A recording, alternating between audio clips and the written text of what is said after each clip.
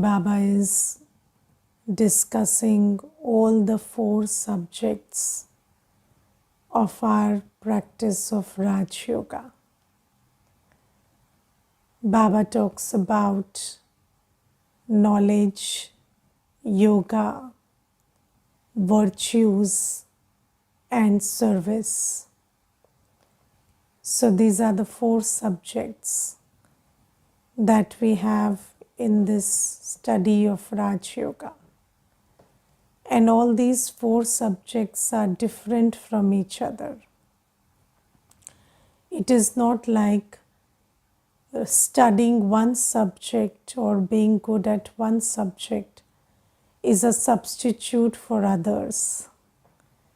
No, Baba says you have to understand knowledge, you have to have yoga, and you have to have divine virtues and also do seva. And when you're good at all the 4 subjects, then you receive the inheritance of kingship. So you become a king. And Baba says that even if you have neither knowledge nor yoga, but you have loving feelings for Baba, and not loving feelings based on just devotion, but you know Baba as he is, and you have loving feelings for Baba, and you have the intention to take your inheritance from Baba, then Baba says, then also you will get an inheritance. This is a very beautiful, wonderful school where you will go to Satyug, you will pass even if there is no knowledge and no yoga, but very pure knowledge, very pure feelings for Baba. But Baba says, you will not get a high position in Satyug then. For a good position, you need to have good knowledge, good yoga. You also need to imbibe divine virtues and do seva. Now let us understand all these 4 subjects. So you see that understanding knowledge is reflected in our choices and our day-to-day decisions and how we use our body, mind and wealth. So knowledge is a very important subject, and Baba says that I give you a knowledge, I give you the knowledge of the soul, I give you the knowledge of the journey of the soul, I give you a knowledge about myself, who am I, what am I like, where do I live, what do I do, which body do I take. This knowledge is not there with anybody else. Now specifically, let's take today's Murli. So specifically Baba says that you children have the knowledge that every soul is a tiny star and every soul has a part of their own. So every soul has a pre-recorded part in themselves, and every soul's part is different and imperishable. So they repeat the same part every cycle. It doesn't change, it doesn't perish. So have you become knowledgeful? Knowledgeful means, have you imbibed this piece of knowledge that every soul is a tiny star with a specific part and a role and a duty that is ingrained in the soul. So if you understand that, then would you compare anybody with yourself? Or would you expect anything from anybody based on what you think they should be doing? Because now you understand that they are doing what they are meant to do, and they do that every cycle, and that's what makes sense to them every cycle. It doesn't matter whether that makes sense to you or not, and you are nobody to question whether what they are doing is sensible or not based on your sensibility and your part. So, questioning another person's part or comparing your part with somebody else's is the act of somebody who doesn't have knowledge. But let us ask ourselves, are we also behaving in a similar fashion as somebody who doesn't have knowledge, or are we really behaving knowledgefully? Yes, because you see that I remember, there was this one Mata, and her husband used to be very ill behaved, and whenever I talked to her, she would just say one line, Didi, that's her part. What can we do? That's his part, sorry. That's his part. What can we do?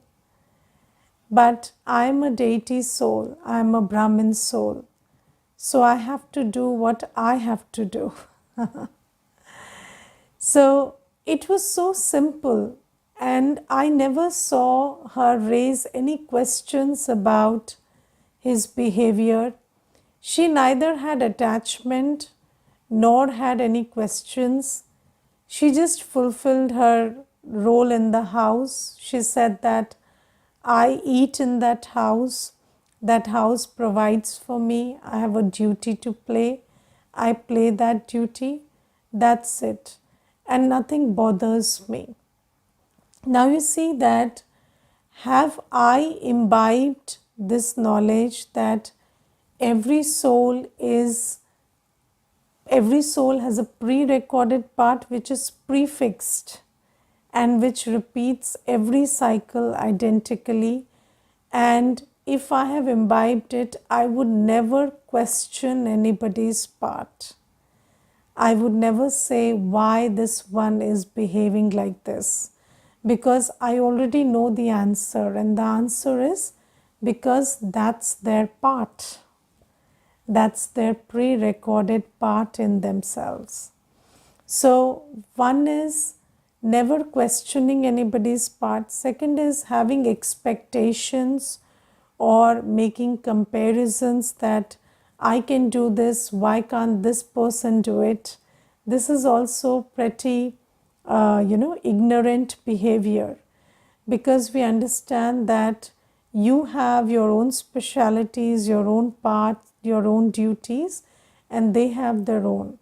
And there is no need to expect anything from anybody or compare with your part. So this is something that Baba tells us is a piece of knowledge. And the second point that Baba today says is that now I understand, I have the knowledge that a soul takes many births, and to be precise, maximum 84, minimum 1. So every soul's number of births is between 84 and 1. And when a soul takes rebirth, then the features and the part in every birth is very different from the last and the next birth. Yes, and Baba gives us the whole detail of the parts that we play. And could we ever think that, somebody who is so ordinary and vicious today could have been a deity in the past? So we could never think about ourselves as deities. But Baba says this is the interesting thing, that you cannot figure out the past of a person with the present, birth. So the present birth could be very different from the past birth and the future birth. And Baba says that in the beginning, I am a deity, and then you see I change into a worshipper, and then I change into a Brahmin. So it's a huge change. And if we understand that, then we would not be limited by our present form and present features and present role. So, it becomes very difficult for an individual to visualize that I am a deity when they know who they are today. Yes, so it becomes very difficult for somebody to accept and acknowledge that I was a deity 5,000 years ago, when today somebody is vicious or somebody has lost confidence in themselves. But Baba says that it is very astounding that every birth's features and activities are very, very different from the last one and the future one. And when we imbibe this, our mind opens up to the possibilities that exist for me. So we break that box in which we were thinking.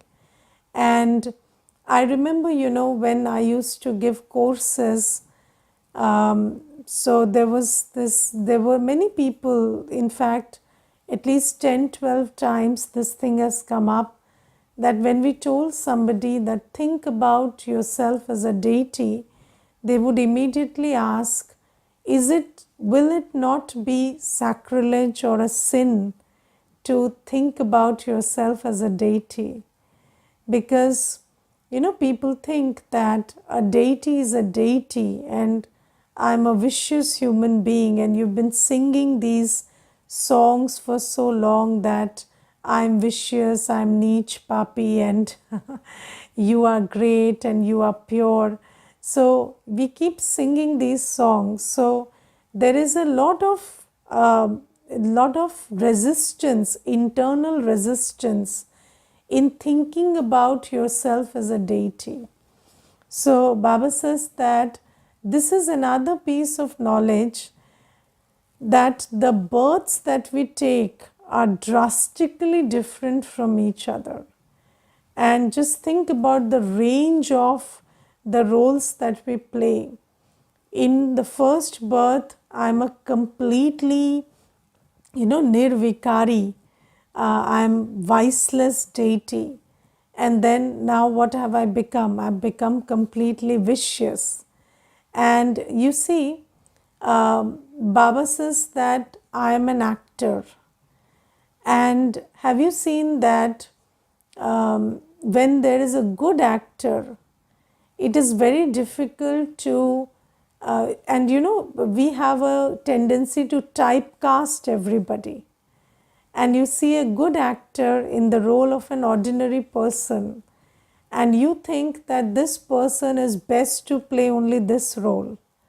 This person cannot play the role of an affluential person in another drama or in another movie.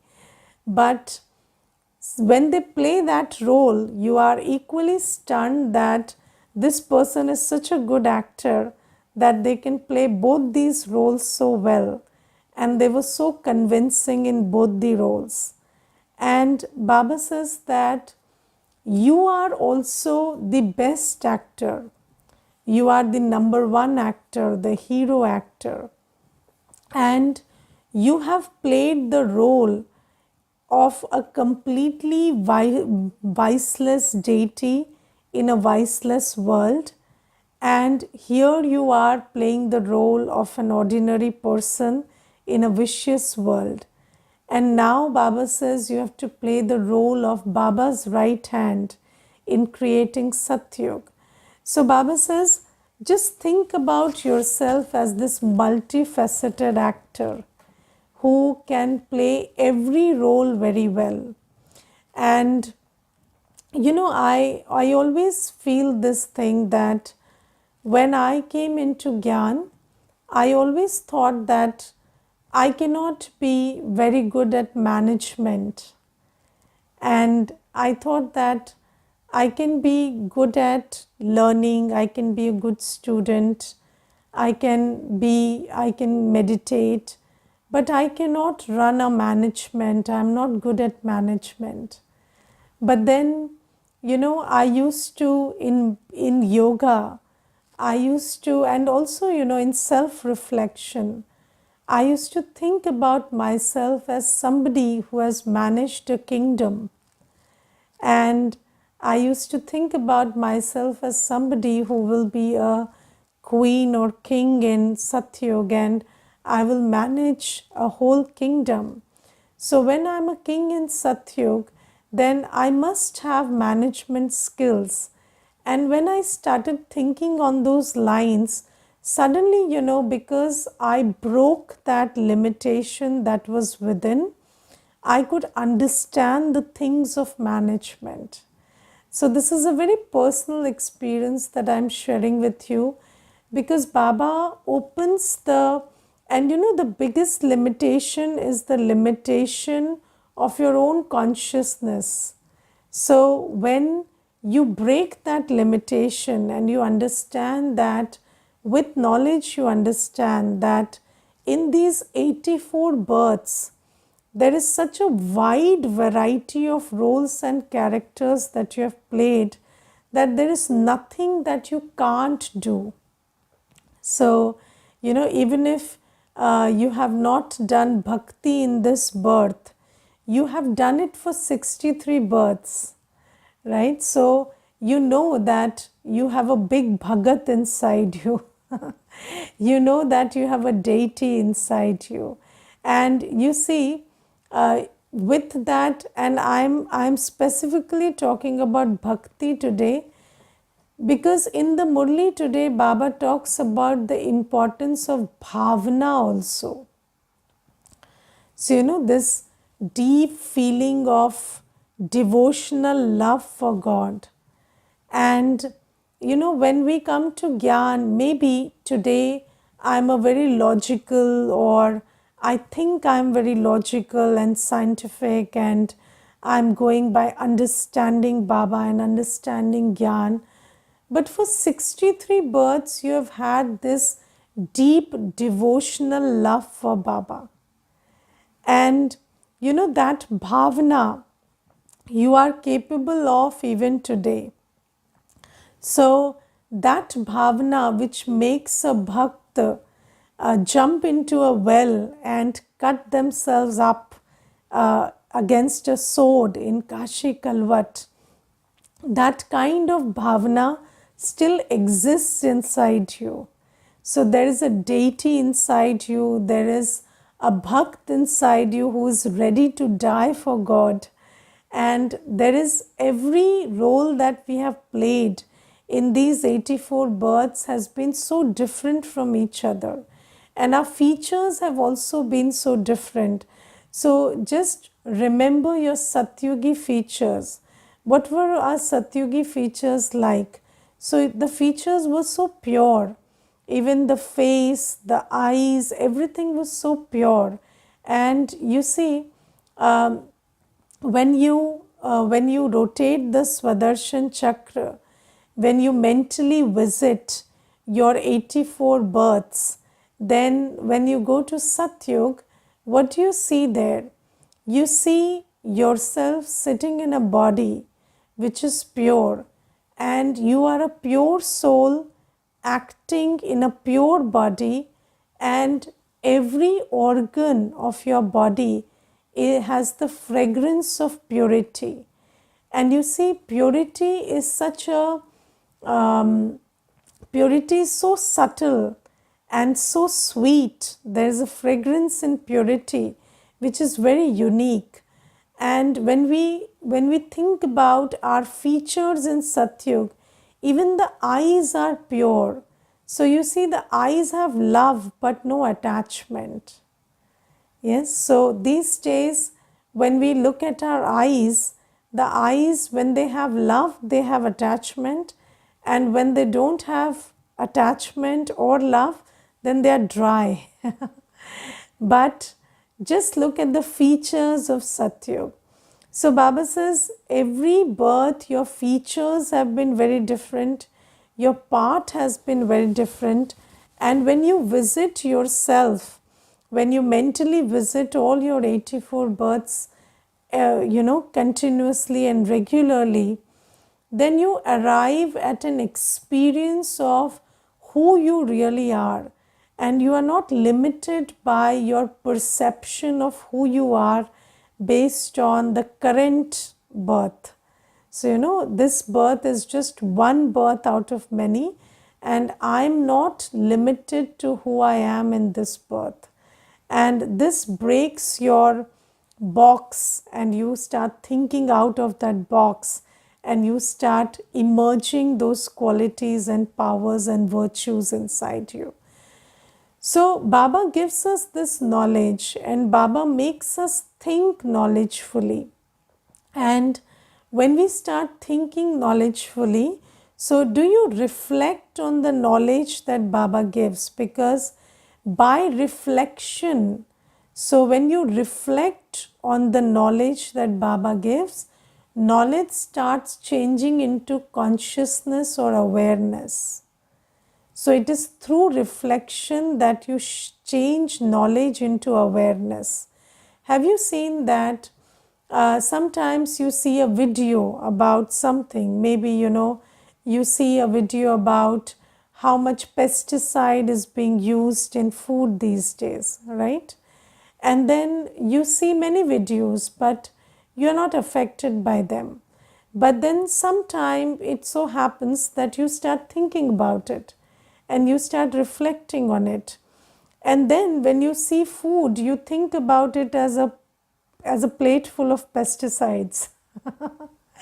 So why does that happen? Because when you reflect on any piece of information, that starts changing into an awareness inside you. It starts changing your drishti, it starts changing your attitude towards everything. So when we start reflecting on this knowledge that Baba gives about ourselves and about every soul on the planet, then we start reflecting on it, then that knowledge changes our attitude and our vision towards ourselves and towards other souls. So this is why Baba says, I give you knowledge and you have to make the effort to be knowledgeful. So, we are learning the new truth that Baba is giving us. So the truth which was hidden for so much long is now revealed. But do we reflect on it enough for it to change into our attitude and vision? So that's that. And then Baba says that I give you the knowledge that I am God, and I only choose to come, or that's my part to come at the end of every cycle. And when I come, I sit in the body of Brahma Baba, and I give you the true knowledge, which when you imbibe, you become eligible for the true world, for the land of truth. Now Baba says that, have you reflected enough on this? Because if you start reflecting on this wonderful part of Baba, that Baba who stays in the soul world has come for me, and he is sitting in Brahma Baba's body and giving me the knowledge and teaching me the Raj Yoga, which will change me from a human to a deity, then how much importance will you give to the Murli that Baba speaks? Yes, and how much regard will you have for that body in which Baba descends? So Baba says, your knowledge, the knowledge that I am giving you should change your attitude and your drishti. But we have to ask ourselves whether we are reflecting on that knowledge enough. So this is the first thing. Then Baba says the subject of yoga is different. Now what is yoga? So Baba says there is this expression called dead silence. Yes, so Baba says that whatever you are looking for, whether it is peace, happiness, purity, power, you can have all that in yoga. So there is this story about a queen who lost her necklace, and she kept looking for the necklace all around, and then somebody pointed out that it's there in your neck, you're wearing it. So similarly Baba says that we forgot that I am a soul and my original nature and religion is peace, purity, joy, and I have this link of love, this deep, true relationship with the ocean of purity and ocean of peace himself. So, Baba says that whatever you are looking for in the outside world, what you need to do to get it is just sit in the awareness, in silence. You sit in the awareness that I am a soul and I am with Baba, and Baba is the ocean of all that I need, and I am taking it from Baba. So Baba says, don't look for anything outside. I'm here giving it to you. In silence, you have to fill yourself with me. Yes, now let's say somebody says there is no water in the tank, but they say, I don't have the patience to wait until the tank fills. So then you have to, work without the water, because you have to have the patience to fill the tank. So Baba says, it's not, you don't have to look for anything outside. You are a soul. I am your father. I am giving you everything. But in order to receive that and fill yourself, you have to sit in dead silence. What is dead silence? So, when do we use this word dead? So, dead means when a soul is not in the body. So, when we say dead silence, it means a stage when the soul is completely detached from the body through the buddhi. So, Baba says, when you sit in dead silence, when you sit like the body doesn't exist, it is just you and me, and you're soaking in everything that I'm giving you. I'm sending the light of love, the light of purity, the light of peace, and you're just soaking it inside you. That's the stage of yoga. And Baba says that knowledge is a different subject, yoga is a different subject. And knowledge is to shift our conscious thoughts, but yoga is to cleanse the subconscious and unconscious. And until and unless you take out time and sit in this dead silence and take virtues and powers from Baba, take light and might from Baba, it is impossible to cleanse all the garbage that's there accumulating inside you for so long. So Baba says, first thing is paying attention to the Murli, understanding the knowledge, reflecting on it enough so that it becomes part of your awareness. And when you come into action, you do different action, knowledgeful action, which doesn't create a negative karmic account. Then second thing is sitting in silence and drawing light and might from Baba. And then Baba says, third thing is imbibing divine virtues. Because in the new world, in the world that we are going to, there will not be the things and the practices and the sanskars that are there in Kali Yuga. So Baba says that, Baba gives the example of cigarette and alcohol and stuff. So Baba says that in Satyug, will somebody smoke cigarettes? Yes. So, can you imagine even a deity smoking cigarettes? But yes, we can, because in bhakti we have done that. We have given us, we have made Shankarji into a smoker. But Baba says that that's not how it was in Satyug. So Baba says, you have to understand what will be there in Satyug and what will not be there, and create those divine sanskars. So in Satyug, nobody will have impure food. There'll be, you don't kill animals and eat in Satyug.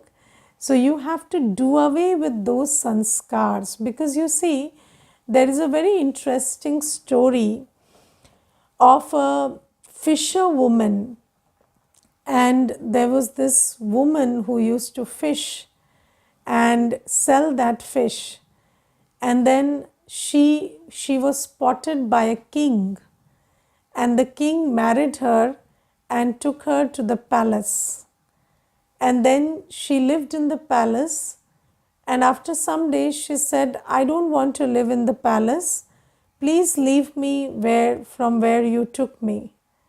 So the king was very surprised. He said, I took you from that dirty place which was reeking of fish smell and I brought you to this beautiful place, this palace, and now you want to go back, but why?